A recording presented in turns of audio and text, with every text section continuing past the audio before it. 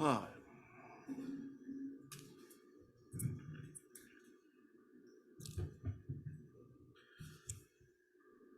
We have a relatively short agenda this evening. All right, let's go ahead and get started. If who's ever taking notes will note attendance on behalf of the committee's mayor and staff. And we will move right into the agenda. Do we have any questions, comments, or revisions in regards to the, oh, wait a minute, let's back up. Open session for public comments for the committee. Anybody wishing to make public comment before the committee, please raise your hand. I'm not seeing anybody in the meeting room. Can you advise me if we have any hands up in the Zoom?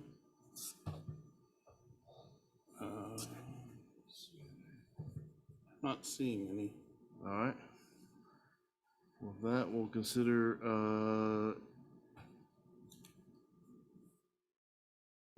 public comment as taken care of. Let's go ahead and then now let's go. Any comments or revisions in regards to the minutes of July 6th as contained in the agenda package? I have none. Not for me. Councilman Johnson, you're okay? I think that's a thumbs up or a baby heads up. I'm not sure which one that was. Okay. All good. You can do hand signals if you want. Yeah, hand signals are good. All right. In that case, we'll take the minutes as presented as in the agenda package as approved and move on with those. With that, let's move on to Agenda Bill 22075, 2023-28, a proposed capital improvement CIP. Public Works Parks Director, you want to lead us through the material you've got for us this evening? Sure. There were several questions that were collected during the last council meeting regarding the CIP. Budget Manager Drew is here to answer a portion of those. And then I've gone ahead and prepared some more information on the streets and parks specifically. And if it's good with Drew, I'll just knock that out first and then turn it over to you. So let me switch sharing here. So I'll give you a glimpse of this first. So in talking about parks, I went out and visited several of our parks over the last couple days and put together this spreadsheet. Everything you see in red, I feel is a deficiency that's going to need work. The majority of these deficiencies are operational, needs in the operational budget, and we will be addressing those as we move forward through that process. The red highlights on the names on the left, those are capital projects. Those are the parks I've identified as needing capital attention. So then I prepared a slideshow to talk about that. So, sorry, screen is small. I got stuff covering up buttons I need. There we go. I think, yeah, success. And I'm going to do this a little bit out of order. So, Woody Creek Park is one that I have concerns about. As you can see in the pictures, the structure is not very exciting. It's a climbing structure that spins. There's corrosion. Some of the links have been repaired in the field. The protective coating's failing. This is one I've identified for capital attention immediately as soon as 2023 comes around. Silent Creek Park is another one that I think requires immediate attention. It's a nice park. It's an older wooden playground. As you can see in the picture down here at the bottom, the rider, the plywood is dry rotted and failing. And we have little ones sitting on that. So this one needs attention immediately also.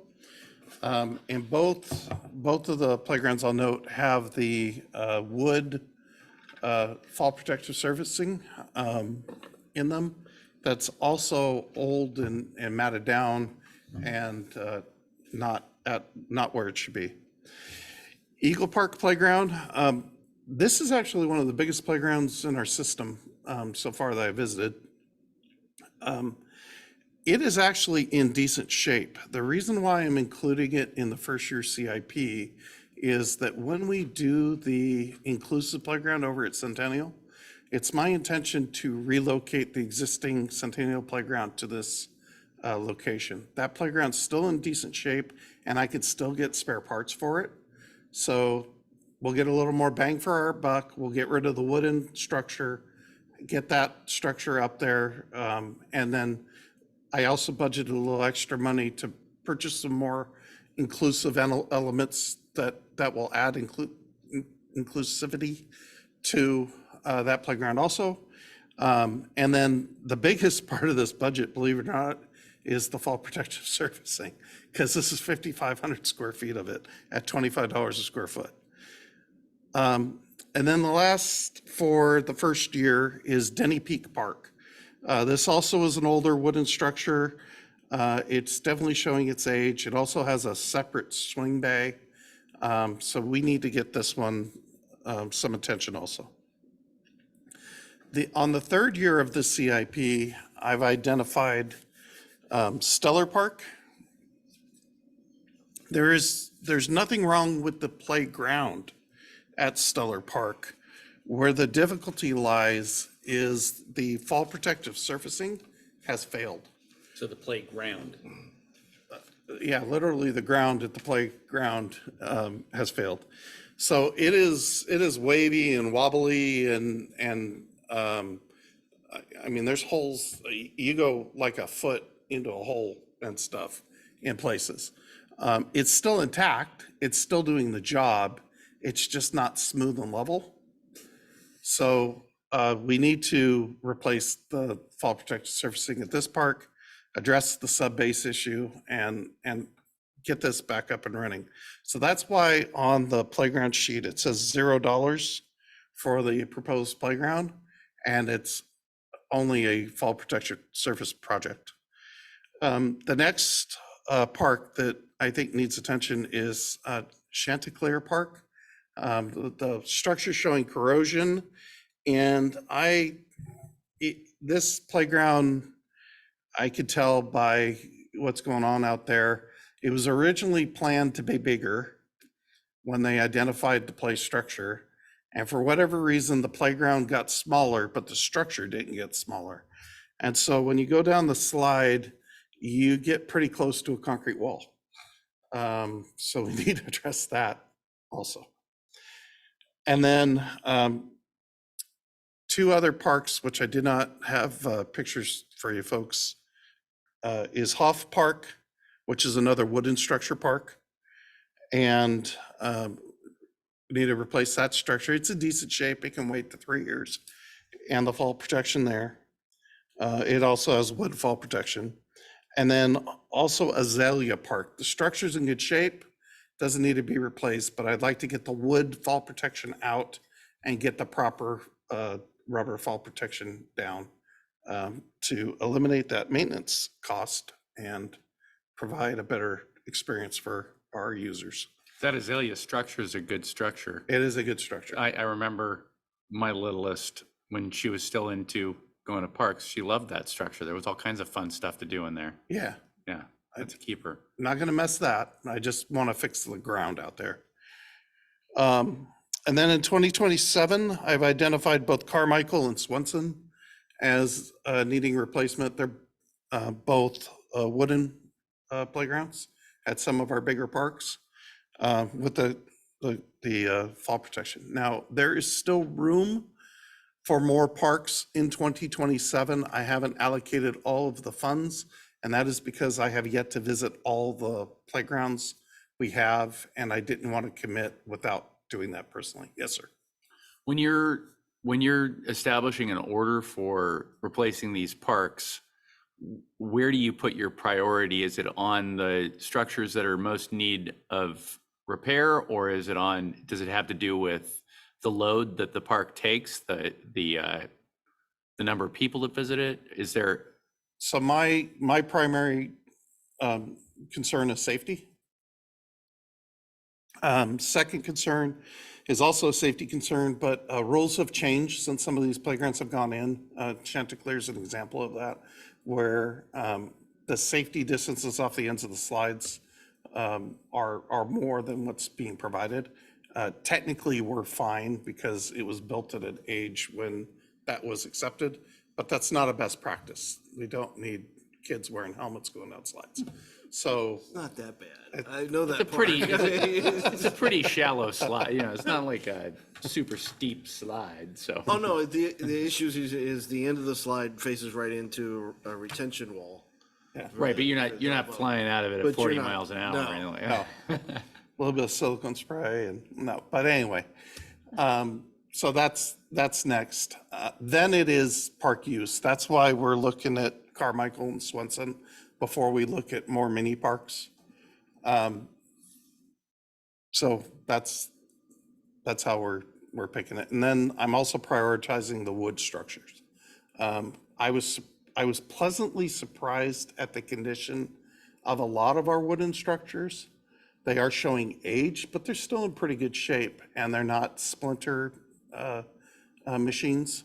Do we have an alternative plan to teach our Snoqualmie kids about splinters? Is there Well, there's something still else? plenty of wooden fall protection material throughout the system. Okay, good. All right. That will take years to get out.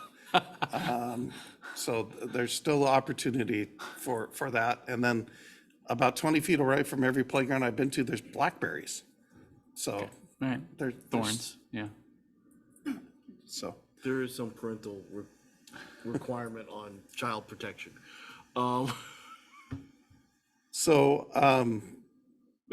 any questions about the playground, and then I'll move into streets? Or Well, all right, so we've got 2023, did I do that right? It's like 630K for playground replacement? no, it's underneath the budget. It matches the budget amount in the CIP. So I think it's about 520.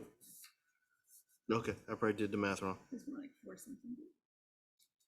Gives you leeway. Would it be cheaper at the wooden parks to just install Neosporin, you know, Dispensers? dispensers? Yeah, maybe some rubbing alcohol or Tweezers. tweezers. Yeah, tweezer dispensers. That'd be great.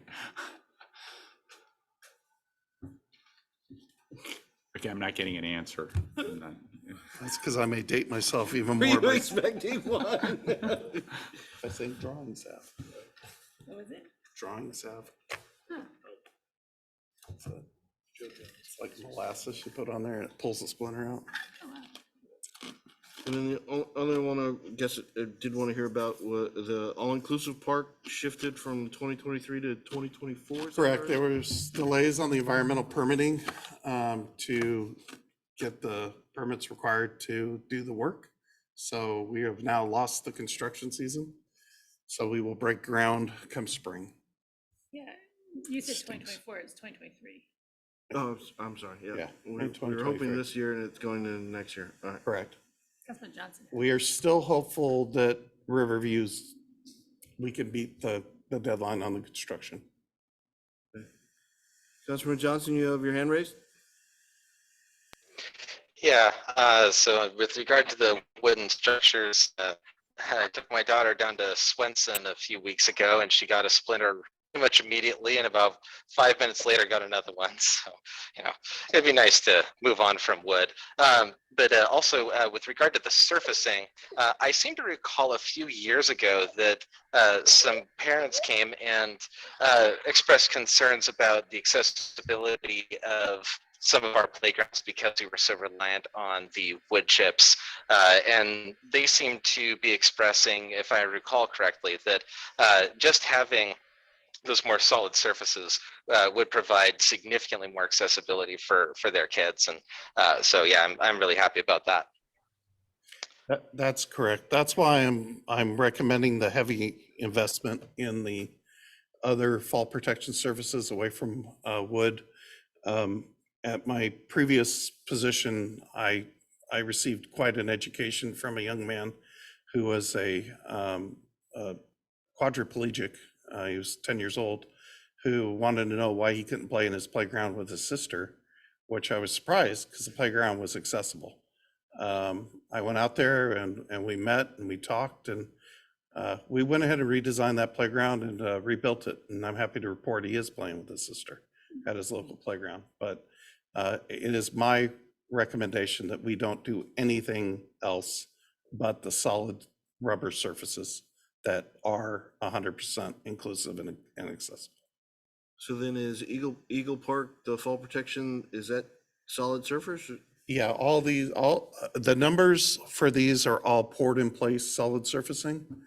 That is my second choice.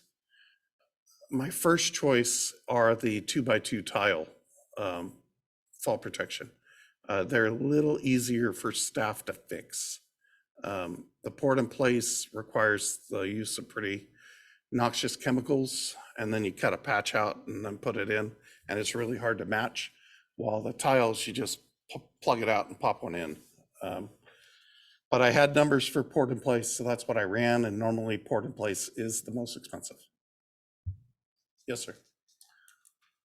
So that's a compelling story, and I think it's a good goal to replace all of our surfaces with inclusive surfaces that everybody can access. But what do we sacrifice? What do you when you're making the calculation, since it is a zero-sum game? What do you give up first in the design? Well, what we're doing is probably delaying a playground a year.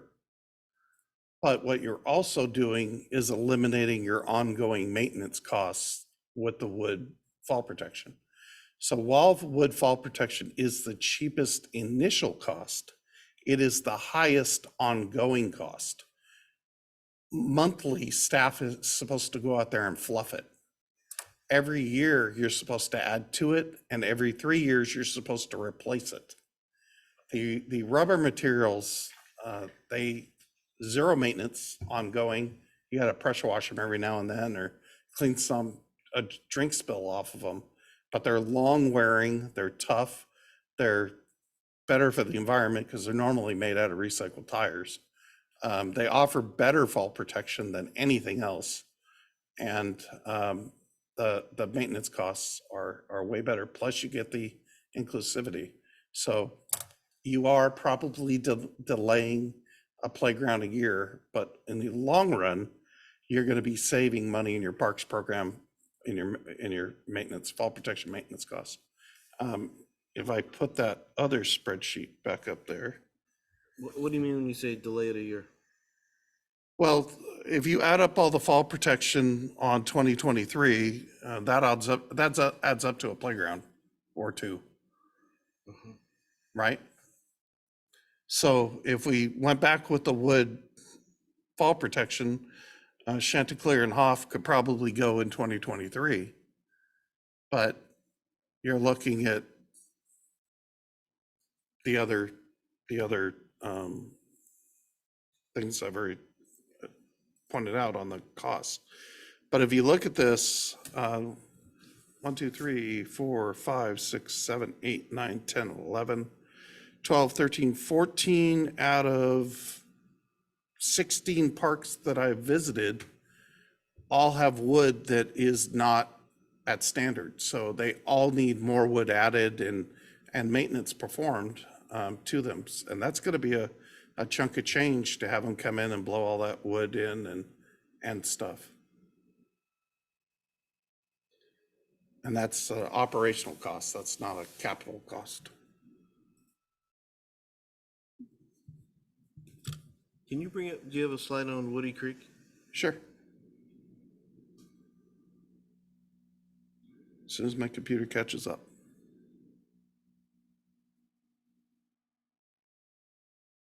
And that's just got that rope cone / merry-go-round.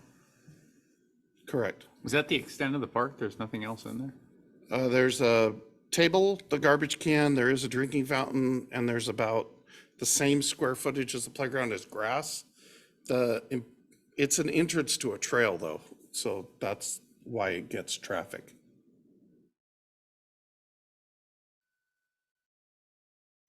Okay, that explains it.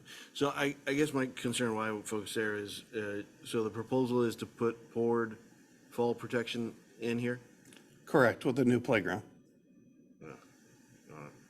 And all these in 2023 are, involve, new playground and or, shifted playground equipment, Correct. which is the one that's getting the stuff from Centennial Field? Eagle, And how much life do you think is left in the Eagle playground equipment? the existing wooden playground, or the The Centennial playground? Centennial, I think there's easily 10 years. okay.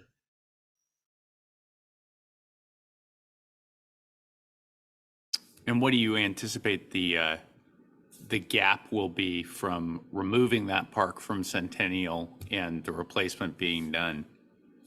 How long is Centennial going to be structureless? We would do the removal with the inclusive project. So it would, as soon as that project's done, we'll close it, remove it, put the new structure in and remove it. And then we'd move on to Eagle. So it'll be kept as a minimum. I'm guessing Centennial project will take 2 months. It's quite extensive. That sounds really quick.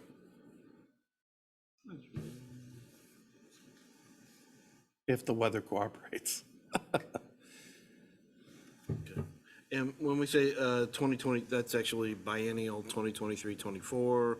That's why there's a 2-year gap in each section here. The park program funds every 2 years. Yep. Okay, just don't want anybody interpreting that we're not doing anything in 2024. Okay. I think that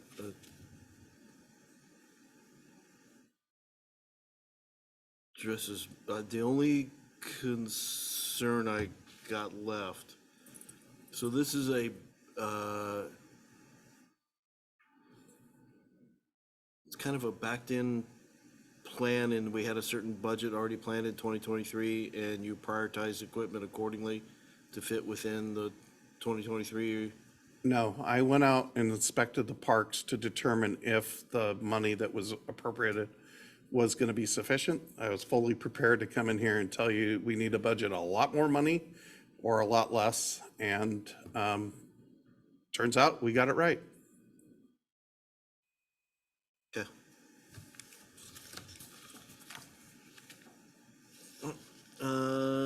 Councilman Johnson, do you have any more questions? You can raise your hand if you don't want to do the video or.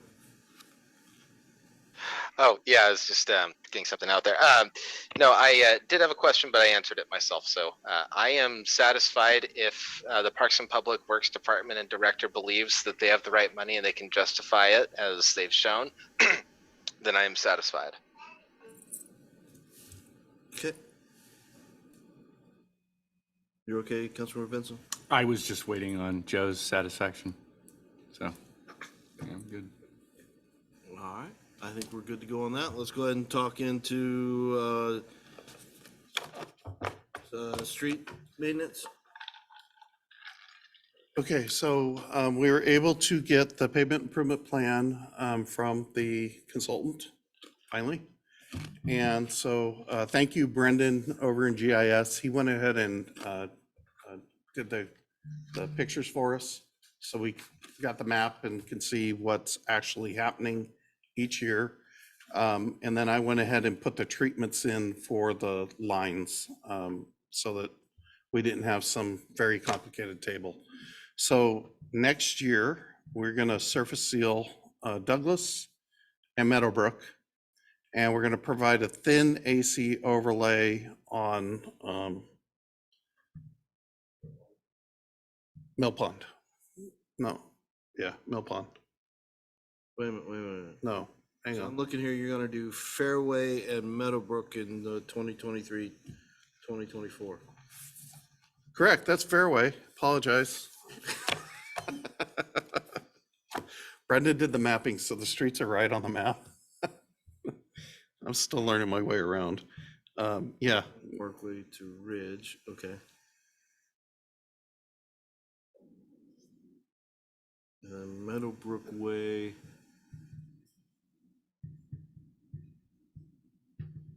That's Fairway? Oh, so you'll, wait, let's go back. That's Fairway. Let's go back to right? 2023. So Meadowbrook Way, basically, is that from the milk barn or is that from the top of the hill? Oh, North Bend Way. All right, so that's from the top of the hill all the way to the bridge. yes. And actually across the bridge. Yes. I do apologize. When I was going over things this morning, I did discover that the first attempt at the consultant deleted the year 2024. And so I had him rerun it. And now I'm noticing that in 2023, he combined these two pictures. So this is what's happening in Hey. 2023. That's 2023? It's both pages. Both pages is 2023. Correct. Okay. So the pink lines and the brown lines. And I'm assuming the surface seal on Meadowbrook Way will fix those bridges and we won't have to worry about them anymore? No, that's a different project. Can you just put a Band-Aid on it? I think that is the new plan. Put a 15-year Band-Aid on it. You're gonna need a lot more Neosporin. It's 2024 is Mill Pond and Reinig Road. And Tokel Road Southeast.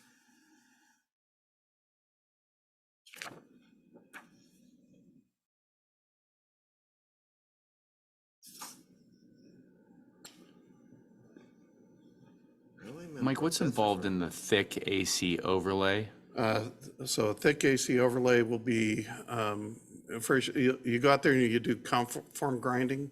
So you grind down about 2 inches at the gutter. And Is that what you did out here? correct. Okay, And all then right. if the road is all cracked up like the parkway, you're gonna put down a crack isolation membrane, which can be either felt or a nylon material.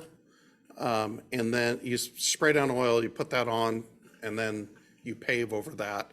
And in a thick, you're doing 2.5 inches, and a thin, you're doing 1 inch. And What then did you do out here? What did your, we didn't do the crack isolation because there wasn't cracking in the base. So it was a grind and overlay. that was quick. That was really efficient. Correct. Yeah. We're not quite done. We still got to go out and make holes in it now. Oh, then I take it back. We have to raise all the valves and manholes now.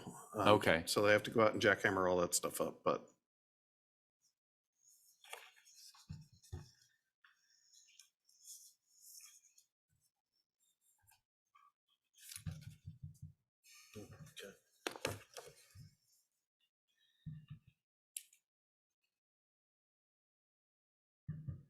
Okay.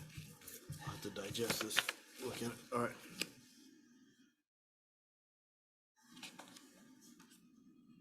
Fairway Avenue.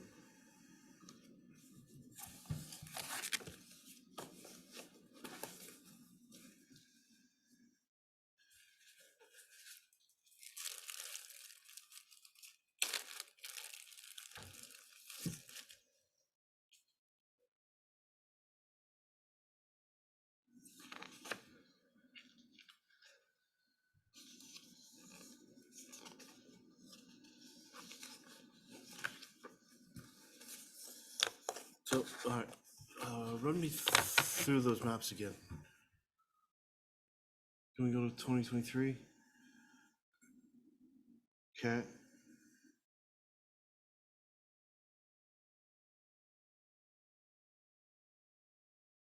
Okay.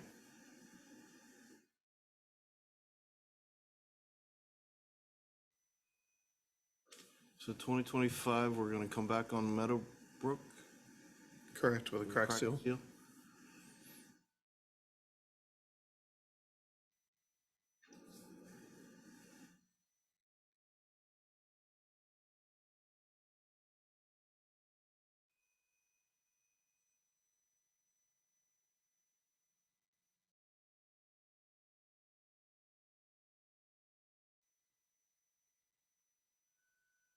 Okay, are we still in discussion with the county on, was it 384th? I think that's actually There we go, 2027. in 2027.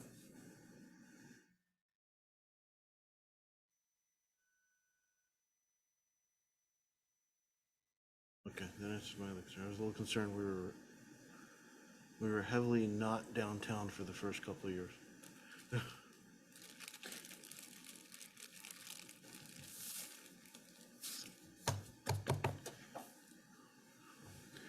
Okay, So what we have discovered is that the computer is not generating a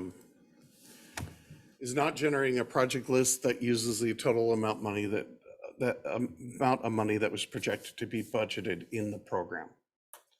So that is a discussion that we need to have about what we want to do with that extra money that we're not programming for each year. It's my recommendation to keep it that way.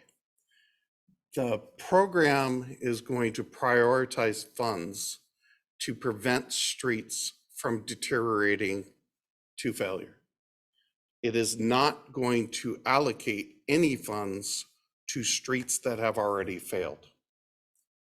For example, Northern Street was in really, really rough shape. This program, they don't know that we just repaved part of Northern Street, and the program didn't budget any money to fix that. And that's what the program does. And so items that are important to the citizens, that the citizens identify, I mean, they drive these roads every day. We get around to them hopefully weekly, but in some cases we don't. So it's difficult to know the immediate goings on every street in town at all times. So it's my recommendation that we have money each year where we can do bid alternate add-ons for those items that are being identified from the public as an acute, immediate need. For example, Northern Street got tons of public response about Northern Street when we were doing the remainder of this project, and we were able to include it because we had project savings. That is my recommendation. We can program more up to that limit and get it closer, but once again, all the money will be going into preventative and not corrective at that point. so I agree with the opportunities like you're talking about, where I've got a project and I can grab a little more of the failed street, but shouldn't our goal, and understand that the program we're using below a certain PCI, it just says I give and ignores it. But we ought to be looking still at that PCI metric to try to bring those streets back up into a maintainable condition based on their current, which ones are failed the most, bring those back up in to carry forward. So And that's what this program is very bad at. Understood, but that's why we have engineers, and directors and others. Again, I understand the opportunity, but I worry about just addressing the squeaky wheels as opposed to getting to the wheels that have failed and bring them into a maintainable condition. And those that are more failed than others. Well, I mean, the opportunity to. yeah, the wheels are squeaking, but it has to go through a filter. And when I went out and inspected Northern Street and I was doing this. I'm not arguing Northern. I it- really am not it was arguing pretty Northern. clear that needed rapid attention before the next winter, because we would have had lakes and people swimming. So there is a filter, and it's not like I'm asking for money that I would make those decisions. Obviously, we would bring those to these committee and we make those together. But we can program more. I can't do that by Tuesday, though. No, understood. But I do want us to be data driven though. So when somebody says, how come my street and how come not my street and somebody else's, we could say, we look for opportunities where we have construction and we can add on at a cheaper price because we already got stuff there. Other than that, it's metrics driven based on the road condition and the cost of bringing those streets up into the maintainable range. And here's the laid out, and sorry, your street is, not as bad as others, and that's why others were put first before your street. I don't want to, just because Mrs. Kravitz, and I don't know if there is a Mrs. Kravitz in town here, just because Mrs. Kravitz comes and talks to us about the street doesn't mean her street gets top on the list. Totally understand that. I think she changed her name to Karen. Could be, I still leave it to Beaver. But That's bewitched, but We probably do have Karens. you're right, it's bewitched. okay. So I can take another round with the consultants, but I'm worried about one thing. If we delay the CIP much longer, we will not have any projects next year. If I need to be assigning that work now so that it's completed by December. So in January, we're bidding, the items are before you in March for approval, and we're working as soon as it stops raining. If we wait till December, I don't have the time to get that work done. We're gonna be bidding in summer, like some of the projects like Riverview Park and some of them worked out to be. And I'm trying really to avoid that. So I have committed to really pushing the work in the CIP and meeting levels of performance yet unseen in the city of Snoqualmie. But I need to start that now if we're gonna have any shot at doing that. So No, I think you've addressed, we need to go through Drew's and everybody, but I think you've addressed the initial concerns on the parks equipment. I don't believe that there is desire to scrape back some funds out of streets. More there's concern that we've got a lot of infrastructure. We get downtown, we got some old streets that need TLC. And up on the ridge, we have streets which are starting to hit, midlife crisis of 20 years. Again, it's better to maintain them than let them fail and replace them. It gets quite expensive. correct. But eventually, and we need to make progress in getting the whole city into a maintenance spectrum versus some failed, some maintained, and whatever. But that takes time. Understood. It was more concerned that there was not enough funding in here for what we ought to be doing for streets. I think there's sufficient funding for streets. We just need to work on fine tuning it. If you look at the total, the PCI is about 2.7, and what we've budgeted is over 3.4 million. So you do have 2.5. So it's about $900,000 additional to play with for some of the critical streets. And then when you're also budgeting, you're not budgeting for these exact streets. you're budgeting for street resurfacing programs, so you can pull some in and push some out. So, And that's, thank you, Mayor, I forgot to bring that up. So it's my experience with this, depending on the price of oil, et cetera, there's also some opportunities to accelerate some work sometimes. You bid out the package for the year, and if it comes in well under what the engineer's estimate is, then you move some of the streets from the next year forward a year to make sure that that work's happening. And it was my experience that after about 3 years, I took care of 5 years worth of work, because the engineer's estimates are often conservative. I And like that. as you're doing more, it costs less. Yeah, let's do that one.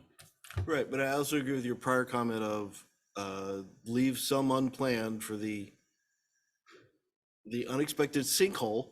Correct. We've had one over here that'll crop up that we've got to address. I filled a few last week. And I'll say this is the best CIP I've seen. Bar none. Okay, By far. right there. Councilman Johnson, you have your hand up. Yes, I agree. This is the best CIP we've had since I joined the council. So I'm looking at page 18, and I realize what I'm going to say is kind of a dangerous thing because you don't want to think about every single thing like this. But I think with regard to streets that this might be more applicable than considering it for other projects. So I just want to say that first. But anyway, on page 18, what I'm looking at is the non-utilities capital program and debt service sustainability. And the ratio that I complained about last time is greater than 1 all across the board. And the reason I think that's important is because first of all, it's a little bit tighter in the first 2 years than as an average. It kind of seems to be expanding outward. So that's a good thing, meaning that we have some room in the future to add more funding to the street resurfacing program if we need to amend this particular part of the CIP in the future. Again, I don't think that principle applies to everything.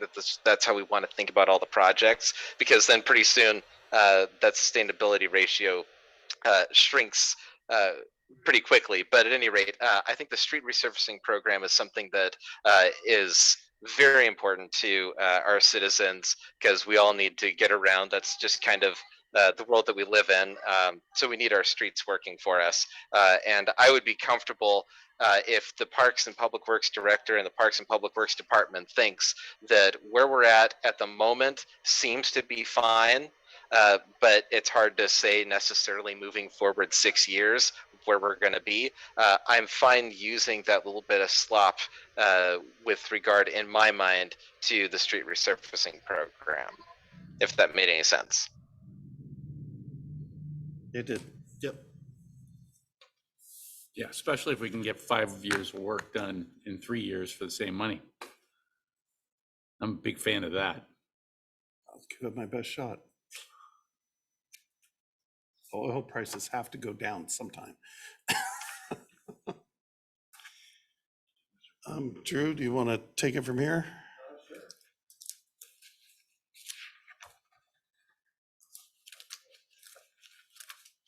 Hello, council. Hey, All right, so thank you for having me up here. Since the last council meeting that we had, we've developed a question matrix.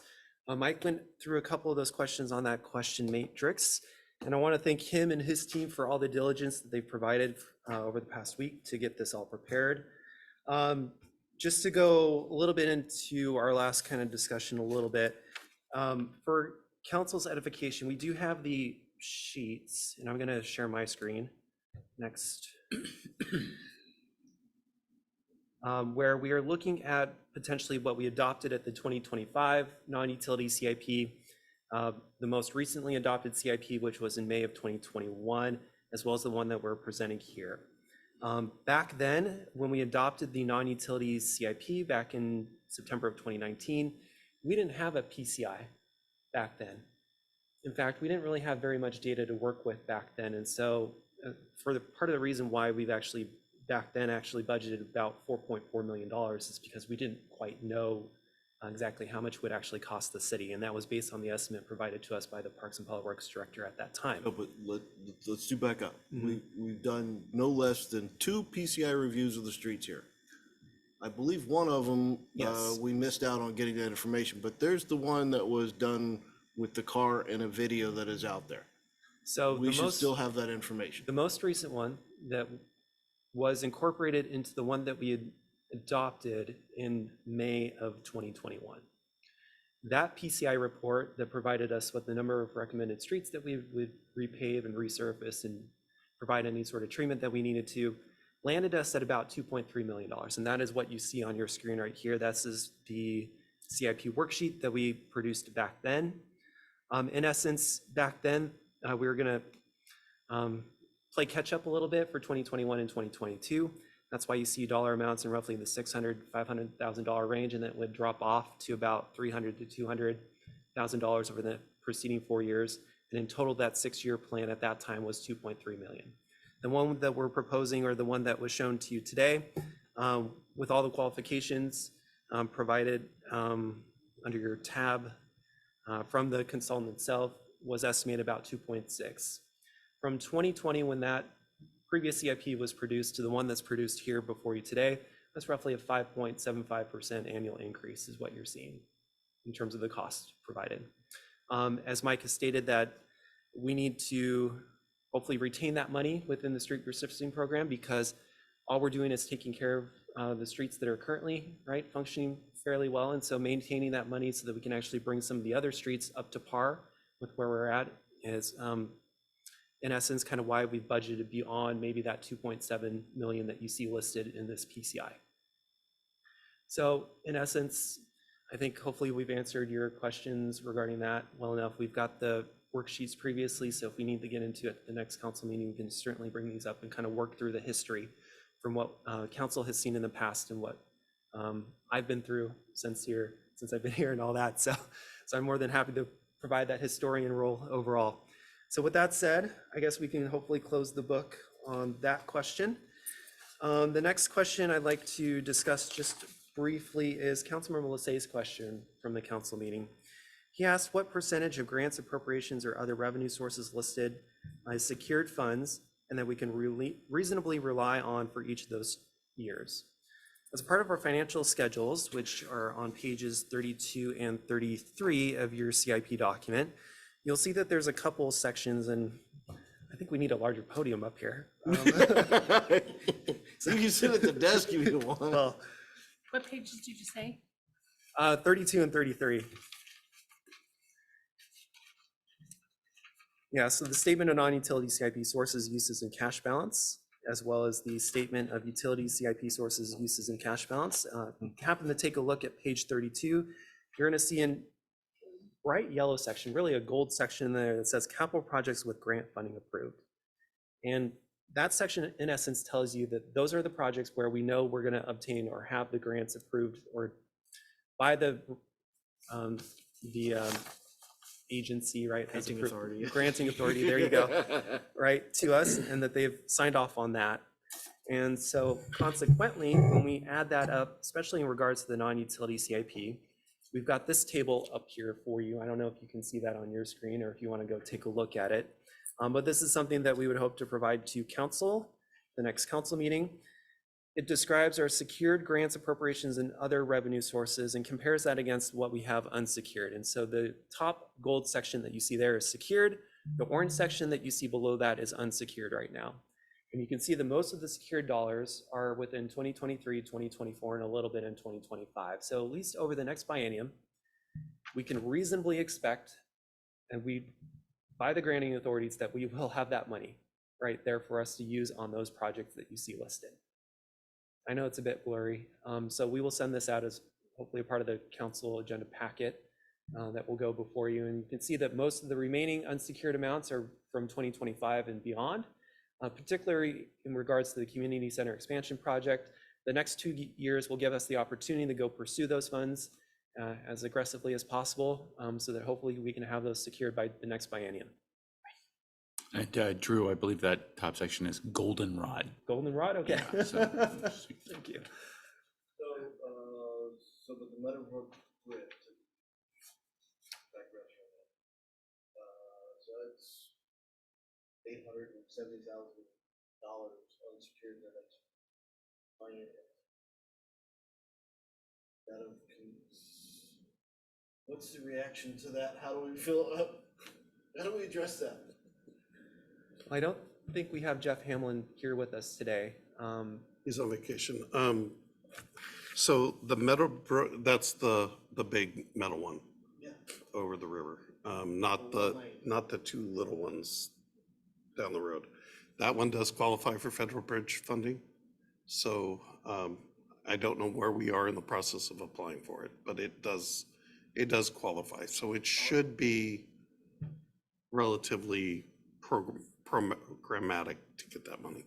Okay, I just, in these outer years, it may be swag and we'll get it, just in these, you've answered Yeah. the question, in the close years, we ought to know who we're asking and what our chances Correct. are. It's important to leave this project in here because it is a priority. It's a huge maintenance right issue for the most part and is of concern to the new Parks and Public Works Director. And so we want to pursue that as aggressively as we potentially can. And I think it's valuable for us to head off on that course as presented here. That bridge is gonna be an issue when we annex it. Yeah. Can we unannex it? Nope. Okay, all right. Or is it de-annexing? If we find the right word, can we do it? No. That looks like a no.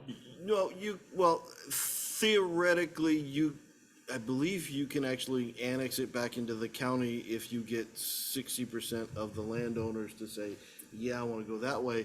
Considering that annexation is the Mill Pond Ventures, they're not going to go back for going to the county.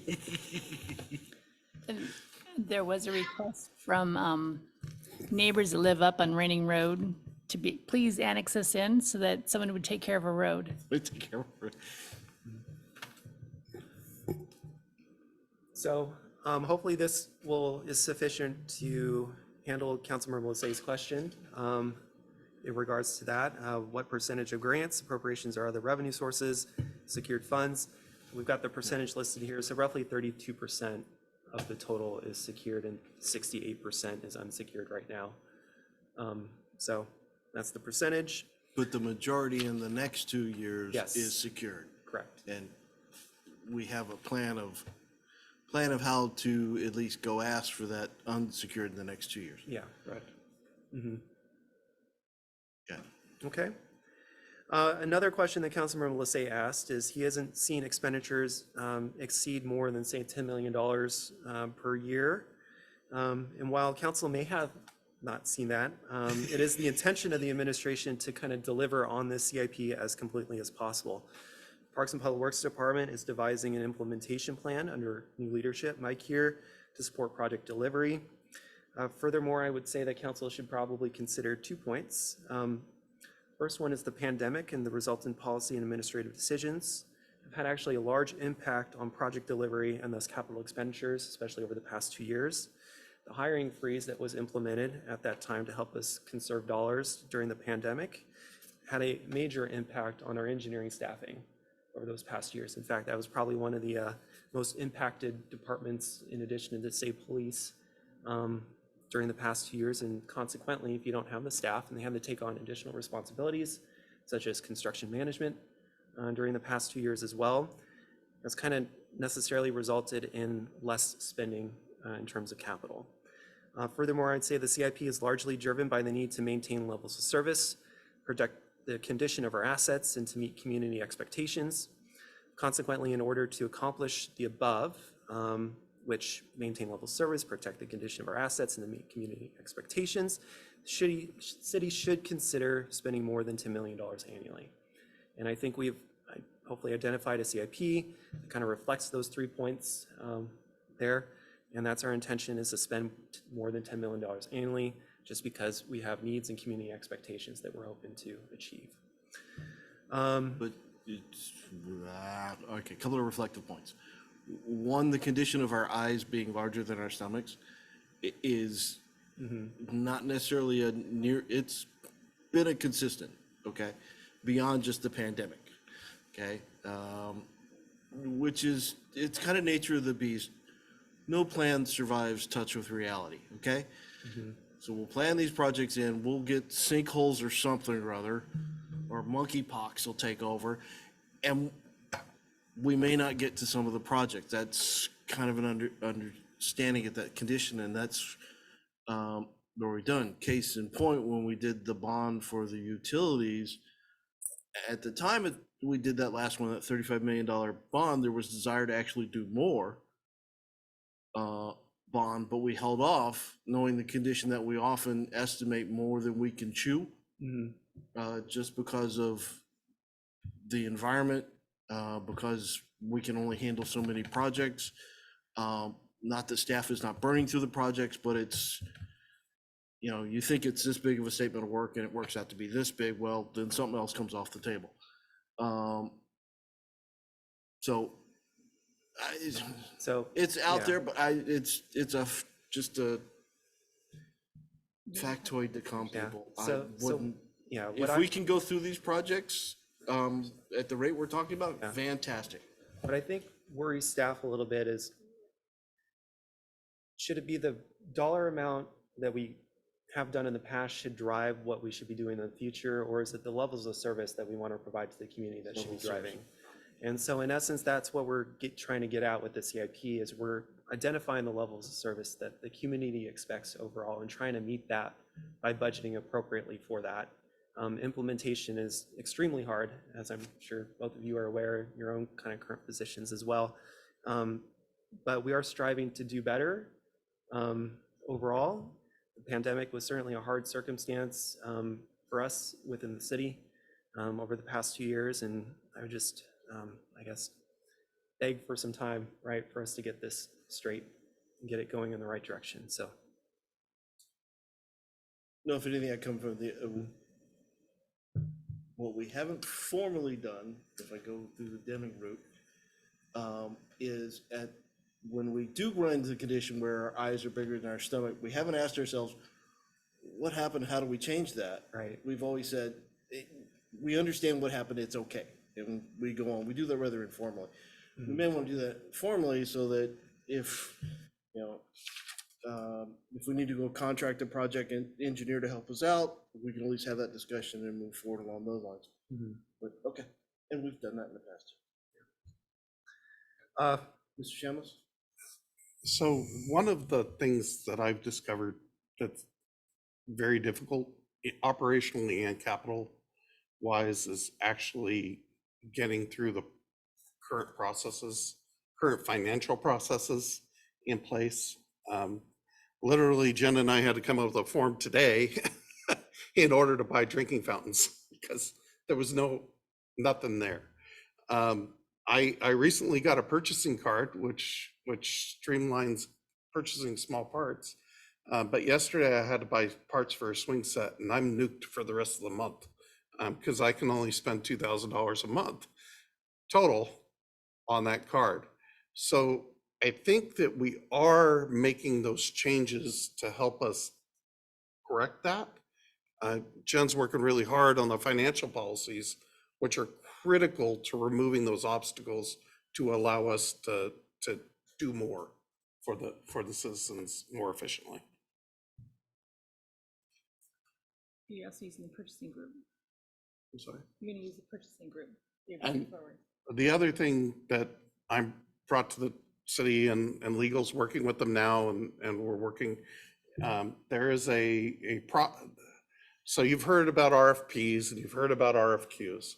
Well, there's another adopted process, legal process the state has recognized, and that's called job order contracting, where we pre-bid a catalog, not us, a consultant we hire, pre-bids a catalog with just about everything in it, so that if something comes up, we can do a contract way quicker because it cuts the bidding part out. So that is coming forward to council as we work through this process. A contract will be coming forward to council for your consideration of using that process also to deliver more services efficiently. Yeah, I thought the state Right. I thought the state had something we could already pick off of for some pre-bid services, but okay. The state has a small works Yeah. roster. Jock has a higher spending threshold than the small works. So it's kind of a moderate works roster.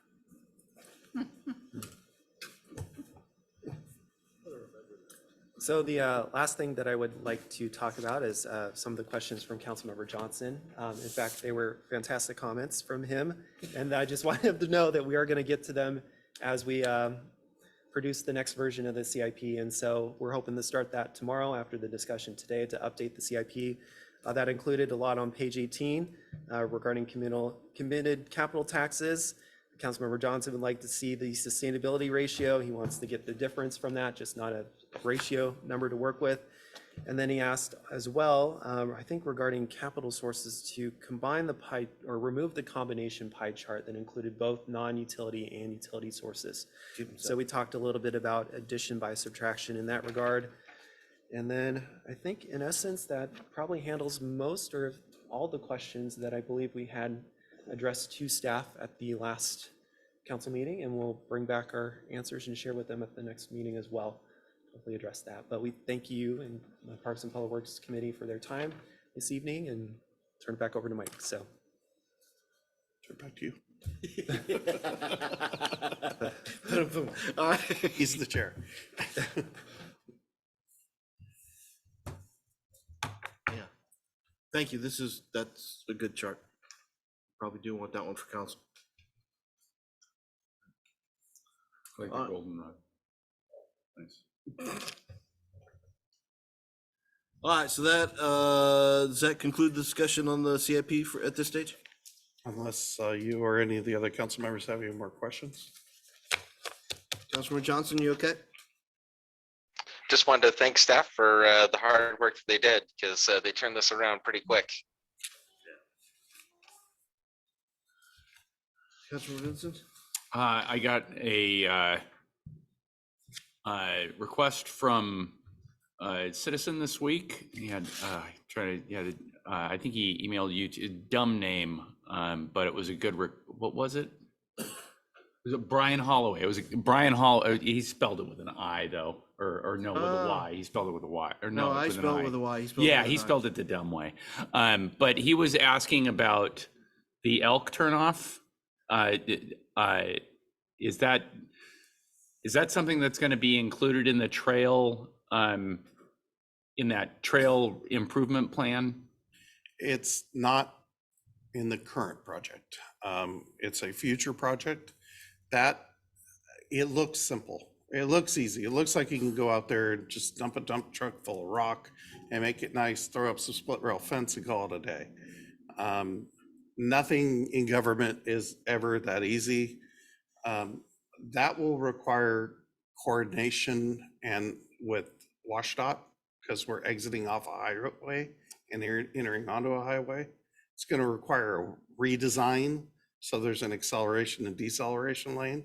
It will probably require culverting the drainage ditch there and making that go away for probably half a mile. So you're talking new asphalt, culverts, engineering, to make that happen. It's identified goal. So I would look for it for the next capital improvement project revision in 2 years. We will work quietly behind the scenes with WashDOT to feel them out and see what they're going to require, et cetera. But that's a long-term project. It's not as simple. Bigger than it looks. It's way bigger than it looks. I actually had to go to a meeting right there with somebody from Meadowbrook Farm, and I will never, ever do that again, because that was dangerous. What about the citizen's suggestion about a couple of truckloads of gravel just to even out the potholes in that turnoff area?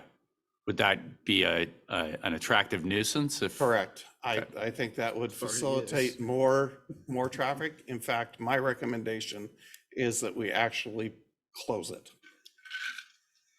put up a structure to close that off. Put a sign that says, go to the other side of the field, there's parking over there. Yeah. Because it's dangerous. And I drive that daily, and I don't know where people are leaving their brains, but they're not in their cars with them when they're going. No, that's to a that 50 mile per hour section. Somebody's gonna get hurt. Yeah. All right. But I do believe that in the future, that is a very good project. It's going to take a lot to make it happen. Well, I did tell him in my response that you would have really good insights, and I was right. So thank you. No problem.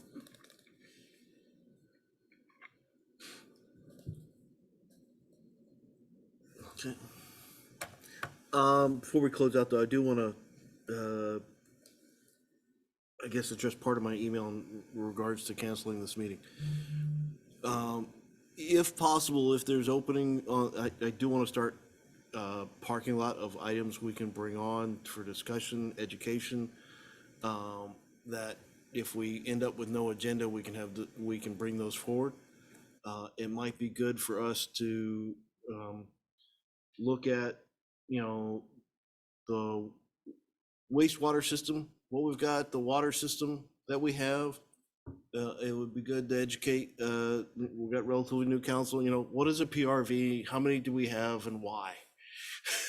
Some education, layman's education of the city systems that we as a committee are responsible for and should have oversight of. So how many reservoirs do we have? What does the water system look like? Why is it the way it is? That'll help us as we get into utility discussions, capital projects moving forward on those. So we've got, wastewater, potable water, irrigation system, which has its own nuances and interesting things to discuss about. We bannered about PCI a lot tonight. It might be good to have a discussion of what is that and what does it mean? It's more than just a number, and that might be good for the new council members, get familiar with that metric on basically street pavement, and not just the pavement, but the condition of the street moving forward is how we can measure that, and things along those ideas. So when we have openings in the schedule, if we can work those up to bring those in, that would be fantastic. That's no problem. Yeah, no, We just, not a half big my project, staff is just, on vacation. this yeah. week. Well, and we've got system mapped. We've got a water plan for the city. So Correct. we can pull material. This should not be a big project, just pull from what we got to have the discussion. Understand. And since you brought that up, we did email all of you with the sewer plan, which will be on the next agenda. There we go. And we're hoping that you're pre-reading. Is there a date that it needs to be approved by? Because I think it does tie to our wastewater facility, that's a critical path It item, does, and correct? it is Right. on schedule that it would go to council, I believe, on the 22nd. I don't have a calendar For this month. right in front of me. Okay, 22nd, that'll be, yeah. Correct. So, So not this council, but next council, and we will have Correct. one committee meeting to go through it. correct. Okay. So where does committee members do our homework coming in? I have to apologize, put Mr. Johnson back down. And all council too, because they've received it as well. Okay. With that, are there other matters for discussion before the committee tonight? All right, if not, I'll get us out 20 minutes early and we'll get on to the next. Thank you all. Unless there are objections, we are adjourned. Good night.